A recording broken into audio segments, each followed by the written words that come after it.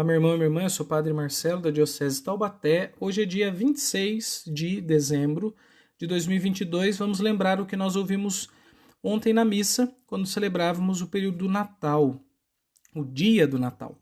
Na verdade, o Natal tem 4 formulários de orações e leituras possíveis. Na véspera, ele tem a missa da vigília e a missa da noite. E no dia tem a chamada missa da aurora e a missa do dia. Eu vou pegar o evangelho da missa da noite do Natal, porque ele apresenta a cena de José, Maria e Jesus junto à manjedoura, a cena do presépio. Vamos refletir sobre o que o presépio tem a ensinar para nós cristãos. Bora refletir.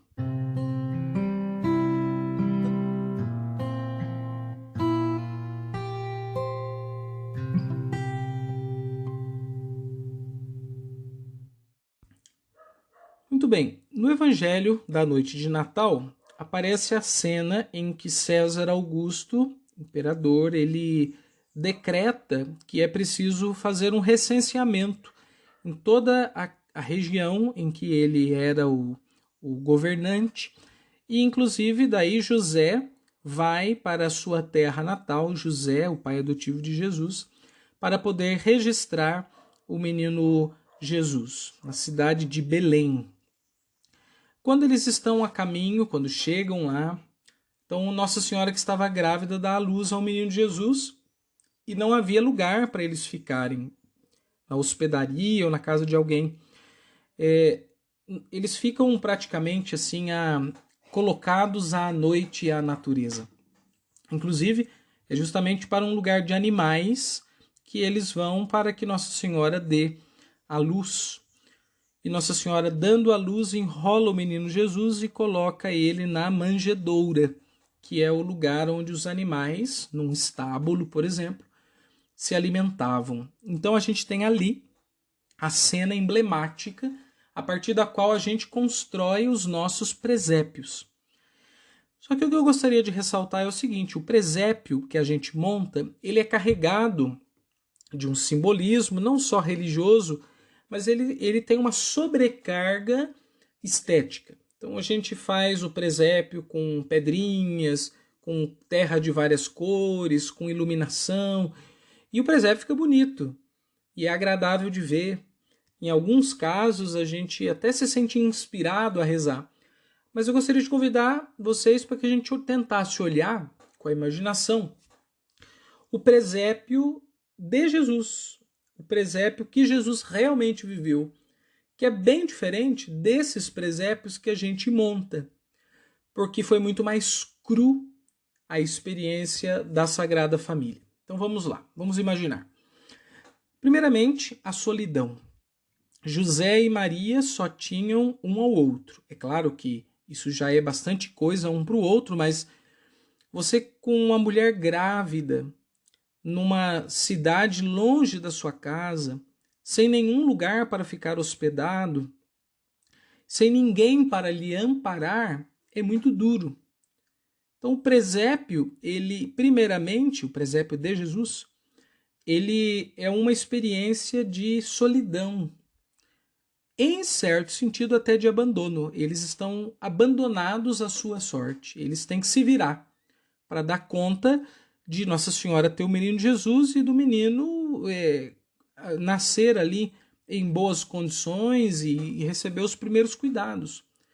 E tudo isso aconteceu fora de casa, longe de pessoas que poderiam ajudá-los, a prima Isabel, por exemplo, ou de algum outro parente ou amigo de José. Era só José e Maria. A segunda questão, a inabilidade provável dos dois. Por quê? Porque José era carpinteiro e de repente ele tem que ajudar a mulher dele a ter um filho, ele se torna parteiro. E José provavelmente era um senhor, então um senhor carpinteiro, habituado às coisas rústicas, a lidar com madeira, de repente ele tem que lidar com o parto. Porque não havia nenhuma mulher parteira ali pelo redor e Nossa Senhora só podia contar com o seu marido. Maria também, uma grande inexperiência, porque muito jovem, 15, 16 anos, tendo seu primeiro filho, e nenhuma mulher mais velha para ampará-la, ensiná-la, apoiá-la naquele momento. Então, ela tem que aprender ali com José, só os dois, a ser pai e mãe. Então, há uma inabilidade que transparece no presépio. Uma falta de condições de. Uma terceira coisa, como deve ter sido difícil, inclusive para o menino de Jesus, porque a criança acabou de nascer e ela não tem uma água para se lavar, ela não tem um teto para se cobrir do frio da noite. Inclusive o menino é envolto em faixas, diz o texto. Então, Jesus também, como criança, não recebe as melhores condições. Ele é posto num comedouro de animais, que é chamado de manjedoura. Porque é o único lugar em que ele pode se depositar, se deitar. Não há espaço para Jesus em nenhuma casa. Veja que cena dramática nós estamos enfrentando aqui. E eu diria assim que mais do que dramática, é uma cena bastante grotesca. Uma cena feia de se ver. Um velho carpinteiro tendo que trabalhar de parteiro, uma jovem menina tendo seu primeiro filho e uma criança toda suja de parto num lugar de animais. Imagina o cheiro daquele lugar. Primeiro o cheiro das pessoas, deles mesmos, né? Porque andando até chegar a Belém, não sei se deu tempo de eles se lavarem àquela altura do campeonato, e daí vão para um lugar de animais, né? Uma espécie de estábulo, de mangueiro, para ali o menino Jesus poder nascer com o mínimo de dignidade. Que coisa doida é perceber que o presépio original é uma cena feia, fedida, dramática. Socialmente, psicologicamente, espiritualmente, terrível. É uma beleza, se há uma beleza, é uma beleza grotesca. No mês de maio desse ano de 2022, foi publicado um pequeno texto numa revista dos dominicanos da Itália. A revista se chama La Parola. E o texto se chama A Beleza Grotesca. A jornalista conta a experiência que ela teve quando ela ficou com as irmãs da Madre Teresa de Calcutá, aquelas religiosas lá da caridade, e ela precisou ser cuidada, banhada, e ela conta que aquilo foi, em certo sentido, humilhante. Você tá na mão dos outros, você depender completamente dos outros, e você não ter forças, dignidade, você é um pedaço de coisa ali. E as pessoas estão cuidando bem de você, etc. Mas a sua sensação consigo mesmo é muito ruim.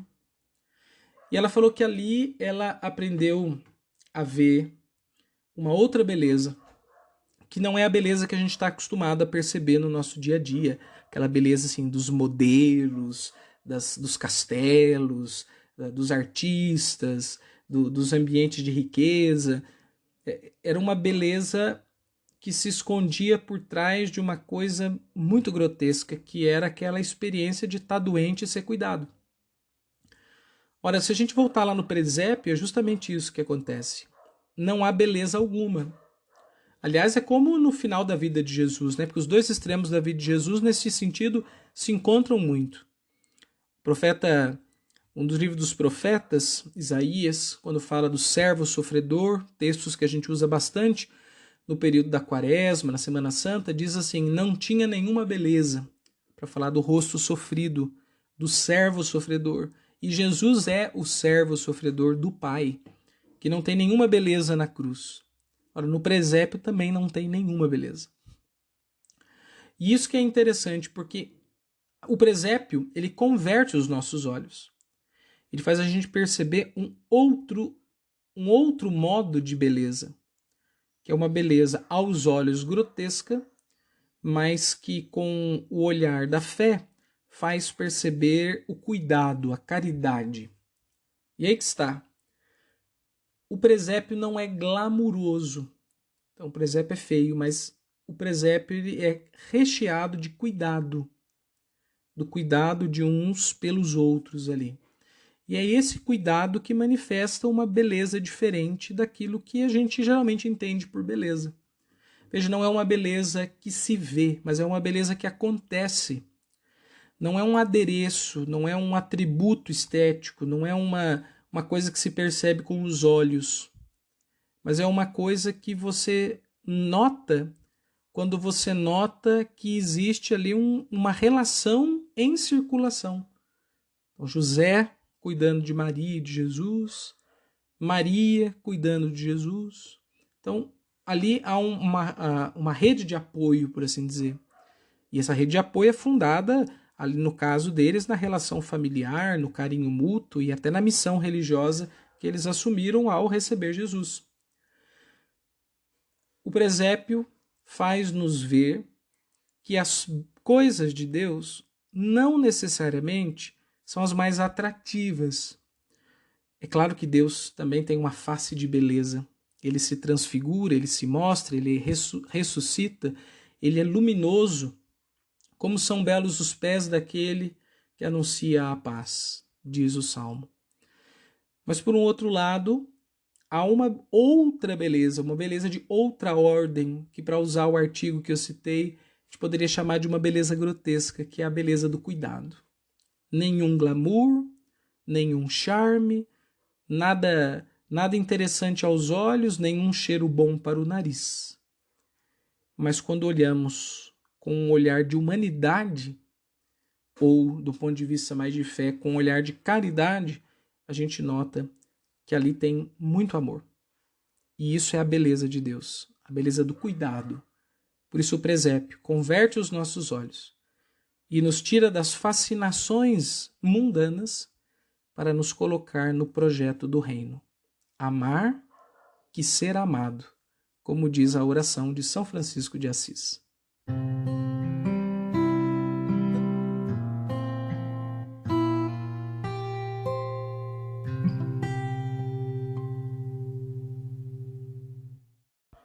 Nós estamos começando mais uma semana e como exercício espiritual para esse tempo do Natal, que dura algumas poucas semanas, gostaria de convidá-lo que você que tem um presépio em casa, que você rezasse mais diante do presépio.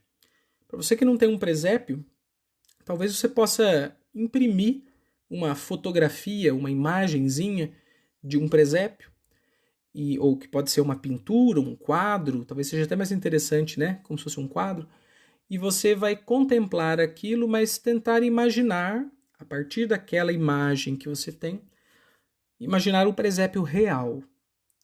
E esse exercício vai ser um exercício para converter os olhos. E isso nos ajudará a perceber na nossa vida onde está o amor de Deus. Talvez a gente espere que o amor de Deus venha espalhafatoso de beleza. Mas a beleza de Deus virá sem nenhuma beleza. Ela virá num modo de agir de Deus que é o modo da misericórdia, do amor e do cuidado. Reze diante do presépio e peça essa graça. Senhor, converte os meus olhos para que eu te veja para além da fascinação da beleza. Uma boa semana para você e até semana que vem com mais um Ontem na Missa. Até logo, pessoal!